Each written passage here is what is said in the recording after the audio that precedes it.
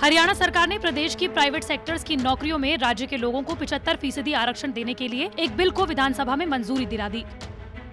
विधानसभा में बीजेपी और जेजेपी की गठबंधन सरकार ने इस फैसले को मंजूरी दे दी।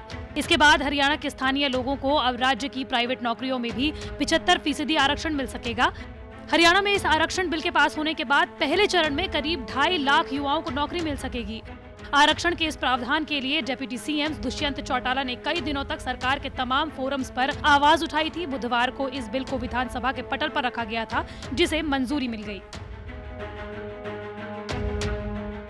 निजी क्षेत्र की नौकरियों में हरियाणा निवासियों के लिए 75% आरक्षण देने संबंधी विधेयक को प्रदेश विधानसभा में बृहस्पतिवार को पारित कर दिया गया। विधेयक के प्रावधान के मुताबिक 50,000 रुपए मासिक वेतन वाली सभी तरह की नौकरियों पर यह आरक्षण लागू होगा। हालांकि इस फैसले से गुरुग्राम के उद्यमी काफी परेशान महसूस कर रहे हैं। उनका कहना है कि निजी क्षेत्र पर इस प्रकार का कानून थोपना बिल्कुल भी ठीक नहीं है। इससे प्रदेश के औद्योगिक विकास पर नकारात्मक प्रभाव पड़ेगा और औद्योगिक निवेश के भी लाले पड़ जाएंगे।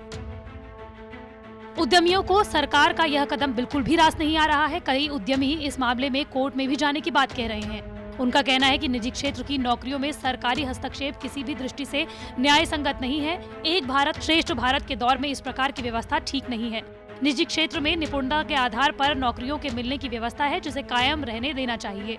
अगर ये विधेयक कानून बन गया तो उद्योगों के समक्ष बड़ी समस्या खड़ी हो जाएगी। हरियाणा के क्षेत्रीय दल जननायक जनता पार्टी के राज्य के विधानसभा चुनाव के पहले यहाँ के लोगों को प्राइवेट नौकरी में 75% आरक्षण दिलाने की बात कही थी। दुष्यंत चौटाला के इस वादे के बाद लंबे वक्त तक जेजेपी गठबंधन में इस मुद्दे पर लगातार सवाल उठा रही थी। अब हरियाणा सरकार ने फैसले को मंजूरी देते हुए आरक्षण का रास्ता साफ कर दिया है। हरियाणा के स्थानीय युवाओं को इससे बड़ा लाभ मिलने की बात कही जा रही है।